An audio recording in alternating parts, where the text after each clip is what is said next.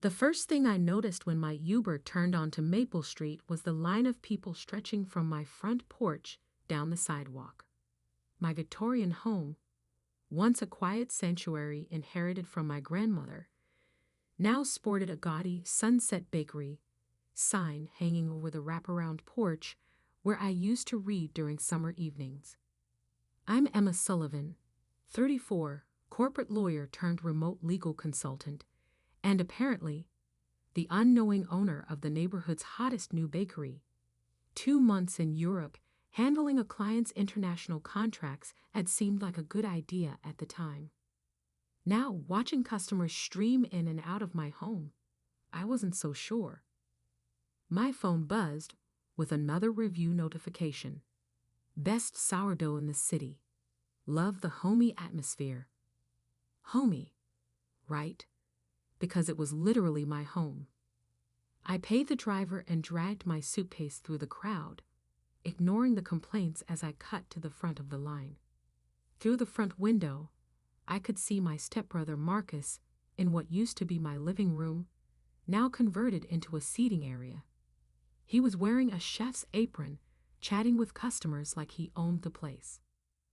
My stepsister Olivia manned the register, which sat on my great-grandmother's antique sideboard. The family heirloom was now covered in coffee stains and pastry crumbs.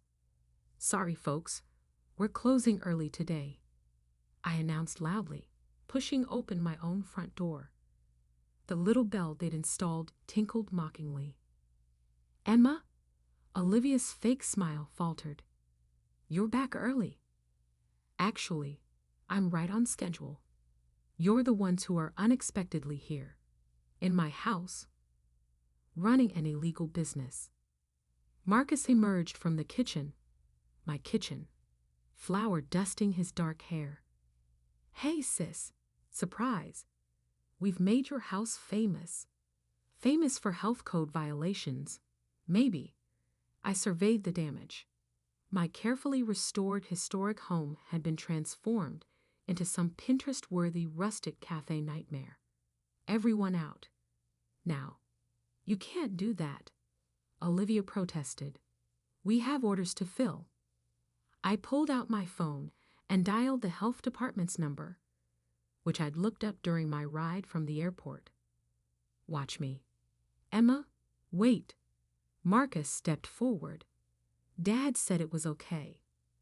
"Dad doesn't own this house. I do. Grandmother left it to me, not him, specifically because she knew he'd try something like this." The customers, sensing drama, began quietly filtering out. A few pulled out their phones to record the confrontation. Great. More social media exposure. "We've built something amazing here," Olivia insisted. "Your house was just sitting empty. I was gone for 2 months, not 2 years. And I was working. How did you even get in?" They exchanged glances. "Dad had a key made from the emergency one you gave him," Marcus admitted. "Of course he did. My stepfather Richard had been trying to get his hands on this property since my grandmother died 5 years ago. The house, with its prime location in the historic district, was worth a fortune. He'd never forgiven her for leaving it to me instead of him. I opened my security app and pulled up the footage from the day they moved in. Sure enough, there was Richard, using an unauthorized key to let his precious children start their little venture. "The health department is on their way," I said, ending the call. "You have 30 minutes to clear out your customers. Then we're going to have a family meeting about criminal trespassing, unauthorized business operations, and the definition of property rights."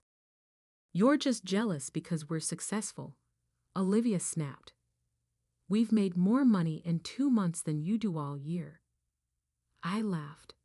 "In my house, using my utilities, without permits, insurance, or health inspections? Let's see how profitable that is after the fines." "Dad will never let you do this to us," Marcus warned. "Dad doesn't have a choice, but tell him to come over." I'm sure the police will want to talk to him about that illegal key. As if on cue, my phone buzzed. Richard calling. I let it go to voicemail. The next hour was chaos. Customers complained as they were turned away. Marcus and Olivia frantically packed up their baking supplies, all while insisting I was ruining their dreams. I documented everything with my phone, paying special attention to the health code violations. The commercial ovens they'd installed without permits, the improper food storage, the alterations to a historic property without approval. When the health inspector arrived, followed closely by a historic preservation officer I'd also called, my step-siblings' faces went from angry to worried.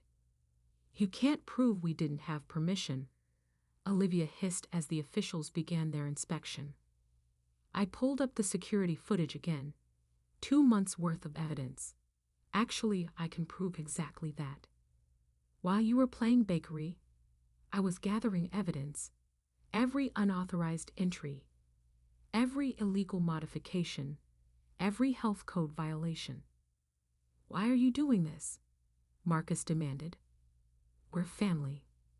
Family doesn't break into my house and steal my property. Family doesn't risk my biggest asset with an illegal business.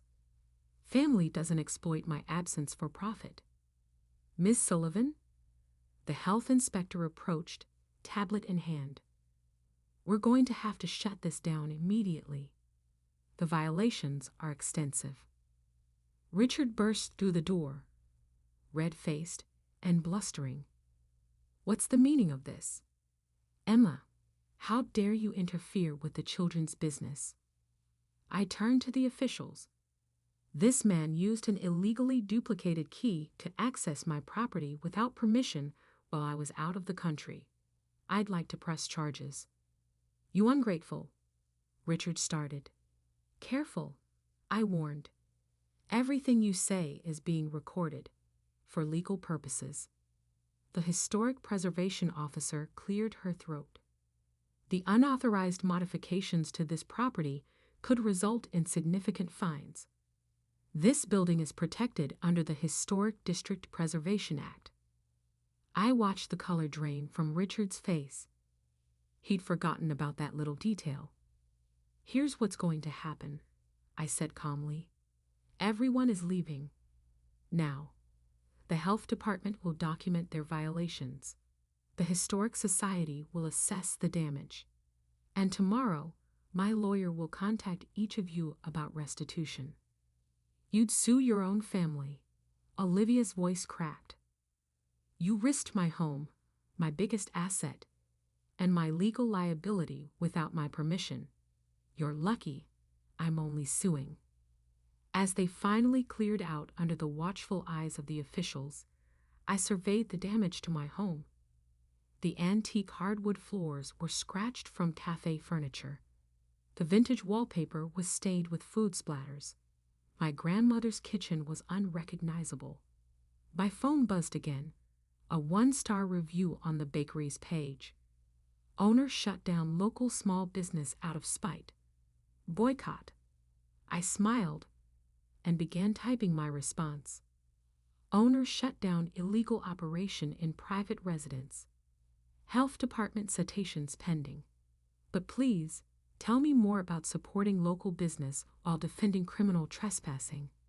As the sun set on my violated home, I started making calls to contractors, restoration experts, lawyers. Tomorrow would bring challenges, but tonight I had one more task. I changed every lock in the house. The following morning, my doorbell rang precisely at 9 a.m. through the security camera. I saw my father standing on the porch, alone, a rare sight without his wife and children flanking him. You've gone too far, Emma, he said when I opened the door. This vendetta against your siblings has to stop. Step-siblings, I corrected, letting him in. And this isn't a vendetta. This is legal protection of my property rights. Would you like to see the damage assessment? I led him to the kitchen, where the restoration expert had already documented everything. The commercial-grade ovens had damaged the historic wiring. The increased heat and moisture had warped the original woodwork. The antique tile floor was cracked from heavy equipment being dragged across it. Initial estimate for repairs is $87,000, I said, handing him the report. And that's just the structural damage, not including the historical restoration costs. They were trying to build something for their future, he argued, but his voice lacked its usual authority. The numbers in the report were hard to ignore. By destroying mine, this house isn't just property, Dad. It's my heritage, Mom's heritage. Grandmother left it to me because she trusted me to preserve it. He flinched at the mention of my mother, his first wife. She had died when I was young, and grandmother had never quite warmed to his new family. Richard and the kids, they just wanted to take what isn't theirs, I interrupted, like they've been trying to do since grandmother died. How many times has Richard suggested I sell? How many investment opportunities has he pitched? Before he could answer, my phone buzzed. Another social media attack. Local family business destroyed by heartless corporate lawyer. Shared to support #Sunset Bakery. I showed him the post. Your stepchildren are waging a PR war they can't win. I have documentation of every health code violation, every illegal modification, every unauthorized entry. Would you like to see their illegal food handling practices go viral instead? What do you want, Emma? I want restitution, full payment for repairs, restoration, and damages. I want written admission of wrongdoing and public apologies. And I want all keys returned, including the ones Richard had made illegally. That's unreasonable. What's unreasonable is breaking into someone's home, running an illegal business, and then playing victim when caught. The health department is filing charges. The Historic Preservation Board is investigating. This ends one of two ways. They make it right, or they face legal consequences. He stared at the damaged kitchen, perhaps finally seeing what his family had actually done. They can't afford those repair costs. Richard can. He's been boasting about his real estate profits all year. Consider this an investment in keeping his children out of legal trouble. As if on cue, my security system alerted me to movement at the back door. On my phone, I watched Olivia trying to use her illegal key. It didn't work with the new locks. Perfect timing, I said, opening the back door. We were just discussing restitution. Olivia burst in, waving her phone. You're destroying our reputation. Do you know how many followers we're losing? Fewer than you'll lose when I release the health inspection report, I replied calmly. Did you know it's illegal to store dairy products at room temperature? Your customers might be interested in that. You're bluffing. I pulled up the security footage on my tablet. Day 37 of your illegal operation. 3 boxes of butter left out for 6 hours. Day 42. Raw eggs stored above ready-to-eat pastries. Day 51. No hand washing between handling money and food. Shall I continue? She collapsed into what used to be my breakfast nook, now cluttered with baking racks. We were just trying to build something of our own. By stealing mine, you had options: small business loans, commercial rentals, legal permits. Instead, you chose theft and fraud. We didn't steal. You took possession of property that wasn't yours, used it for profit without permission, and damaged it in the process. That's theft, Olivia. The fact that your family makes it worse, not better. My father cleared his throat. What about a payment plan? For the repairs? I handed him another document. My lawyer drew this up. Full admission of wrongdoing, public retraction of all social media attacks, and monthly payments until the damage is fully compensated.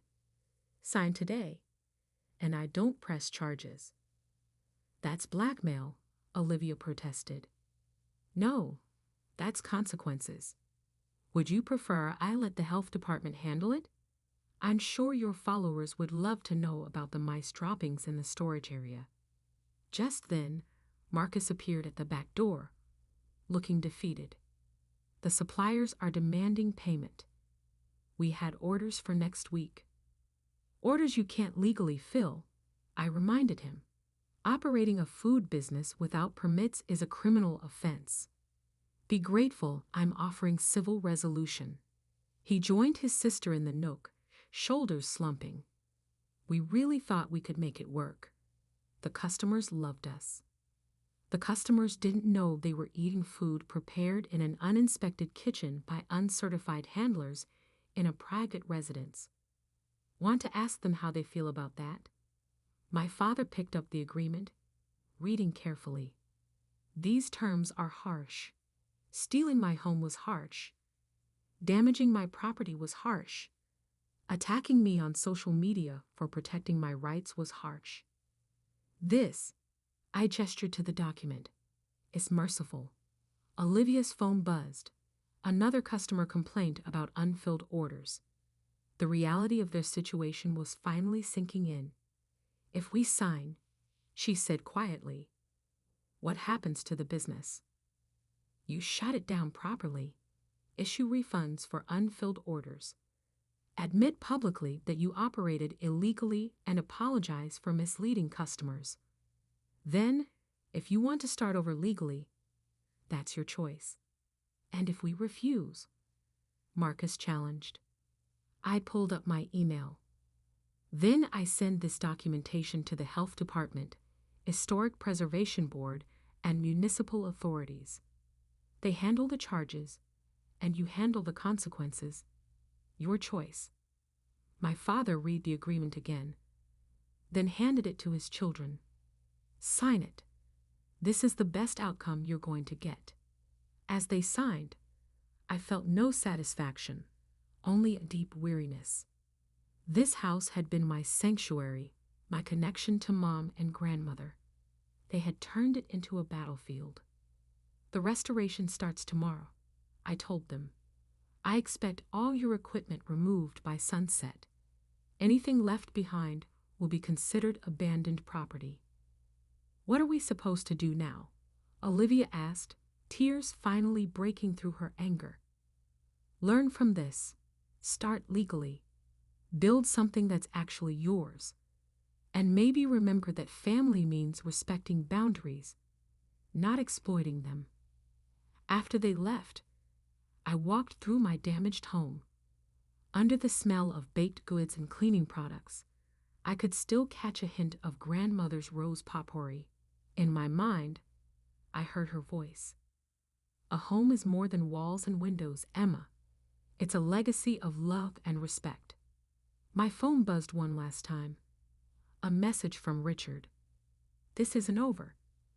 I smiled, thinking of the security system upgrades already scheduled for installation. No, I whispered to my empty house, but next time, we'll be ready. The restoration took 3 months. Every morning, I watched craftsmen carefully repair what my step-siblings had carelessly destroyed.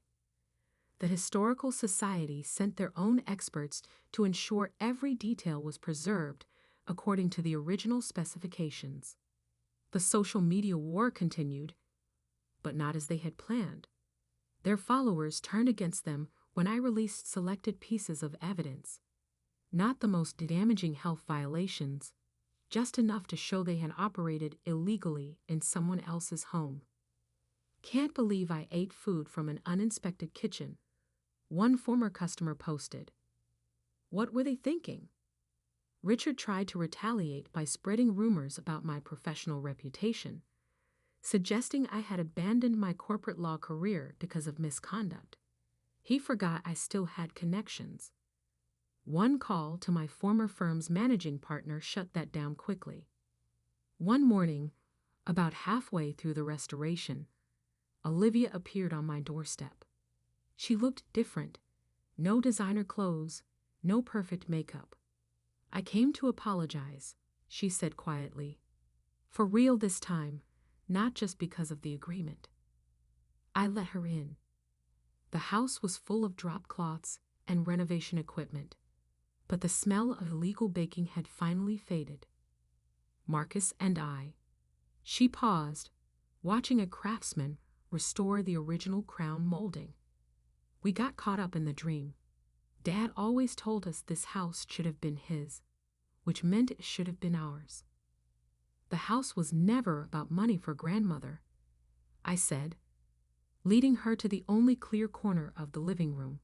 "It was about legacy. Mom grew up here. I grew up here. Every scratch in the hardwood has a story." "We didn't see it that way," she admitted. "We just saw a perfect location, free rent, instant atmosphere for our business. We never thought about what it meant to you." The restoration expert called me over to discuss the kitchen tiles. When I returned, Olivia was staring at an old photo I had hung despite the renovation. Mom and me in the garden. Grandmother watching from the porch. "I found something," she said hesitantly. "When we were clearing out our equipment, it was behind the cabinet we moved." She handed me a yellowed envelope. Inside was a letter from my mother, dated just before she died. She had written it to me and hidden it in the kitchen, knowing someone would eventually find it during a renovation. She knew she was dying, knew I would inherit the house one day. "Keep our home's heart beating," she had written. "Some people will only see walls to own. You'll see the stories they hold." I looked at Olivia and saw genuine regret in her eyes. "We're opening a legitimate bakery," she said. "Small space, commercial district, all the proper permits. Marcus is taking food safety courses. We're doing it right this time." "Good," I said. "That's how you build something that lasts." "Dad's furious. Says we're betraying him by giving up on this place." "You're not betraying him. You're choosing integrity over theft. There's a difference." She nodded, then reached into her bag. "One more thing. We found these family recipes in the kitchen. They're yours, not ours to take." The bundle of recipe cards was in grandmother's handwriting: holiday cookies, Sunday roasts, birthday cakes, every special occasion from my childhood. "Thank you," I said softly. These matter." "We're sorry," she said again, heading for the door. "Not just for the damage, for forgetting that a home is more than an opportunity." After she left, I sat in my partially restored living room, reading through the recipe cards. Each one carried notes in different handwriting. Mom's suggestions, grandmother's warnings about tricky steps. My phone buzzed. Marcus had posted on the bakery's page: "A proper apology to our former customers. We operated illegally and put your health at risk. Our new venture will do things right. Here's our story of learning the hard way."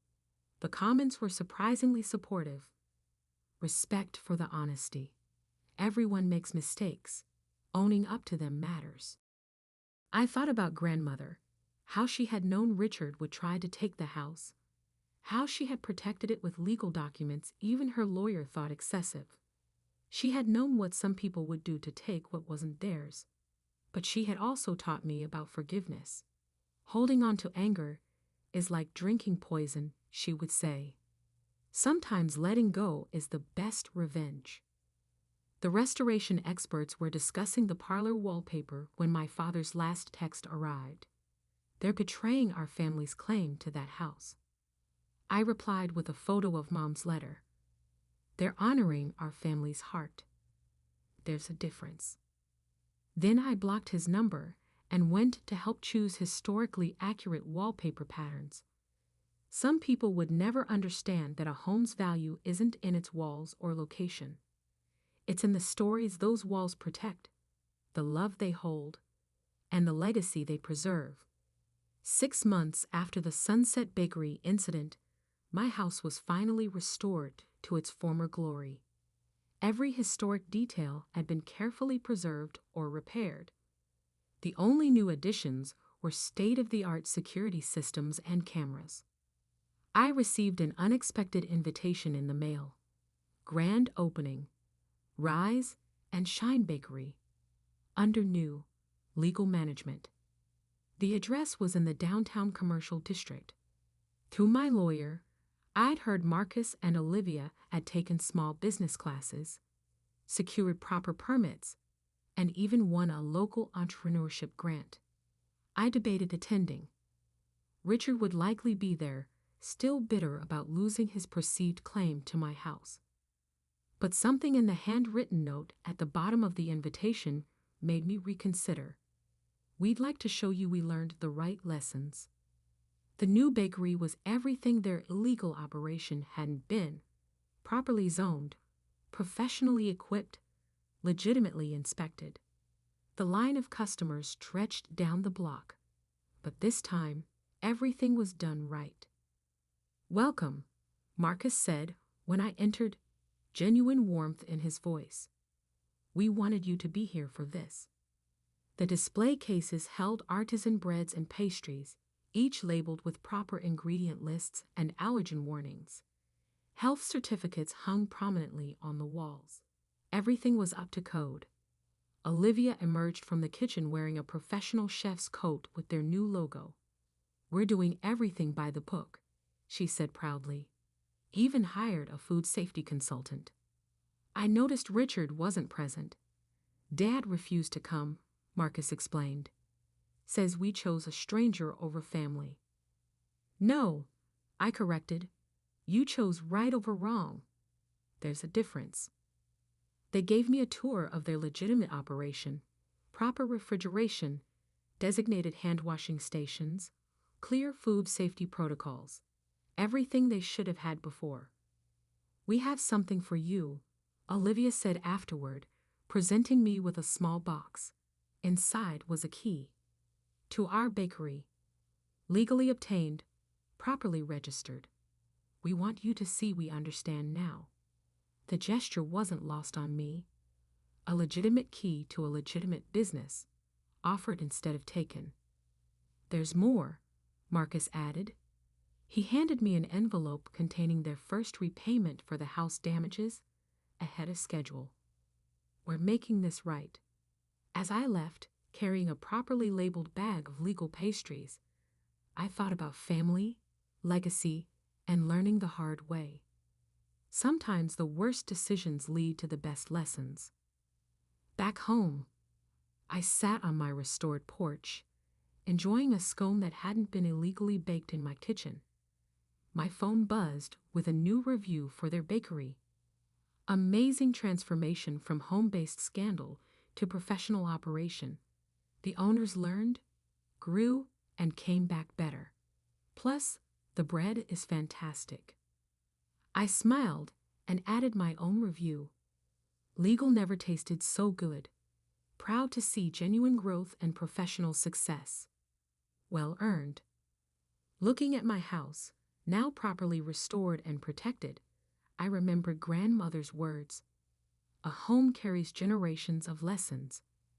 Some learn them the easy way, some the hard way, but the house remembers them all."